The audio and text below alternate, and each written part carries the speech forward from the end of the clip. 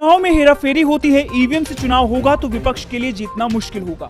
2% वोटों की हेराफेरी आसानी से हो सकती है। पूर्व मुख्य चुनाव आयुक्त ओपी रावत ने दावा किया है कि ईवीएम में 2% वोट की गड़बड़ी हो सकती है। कहते हुए सुप्रीम कोर्ट के वकील महमूद प्राचा ने कहा कि जहां 1-2 वोटों से भी हार जीत तय होती है, वहां 2% वोट बहुत मायने रखते हैं। प्राचा ने कहा कि बैलेट पेपर से चुनाव सस्ता, पारदर्शी और निष्पक्ष होता है, जबकि ईवीएम सवालों के घेरे में है। ईवीएम के खिलाफ तमाम आवाजें उठ रही हैं। जो ईवीएम का समर्थन करता है वो ईवीएम का प्रधानमंत्री चाहता है, जनता का नहीं।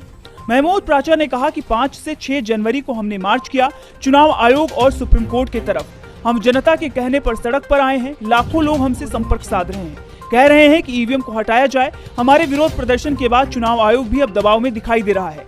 जो चुनाव आयोग विपक्ष को सुनने को तैयार नहीं था, कांग्रेस महासचिव जयराम रमेश की मांग को दरकिनार कर दिया था, इंडिया गठबंधन के सवालों का जवाब नहीं दे रहा था, जिसने ये साफ कह दिया था कि वो किसी भी सवाल का जवाब नहीं देगा। लेकिन हमारे प्रदर्शन और ईवीएम को लेकर जो हमने डेमोन्स्ट्रेशन किया है, उसके बाद चुनाव आयोग दबाव में आ गया है। अब आयोग जगह जगह पर डेमो कर रहा है, लेकिन हम कहते हैं कि हमें ईवीएम दे दो, इसके बाद ईवीएम से चुनाव होने ही बंद हो जाएंगे। प्राचा ने यहां तक दावा कर दिया कि बीजेपी ने जिन 3 राज्यों में चुनाव जीता है वो पूरी तरह से गैर कानूनी है। वहीं प्राचा ने ऐलान भी किया है कि ईवीएम से चुनाव नहीं होंगे, बैलेट पेपर से ही चुनाव होंगे।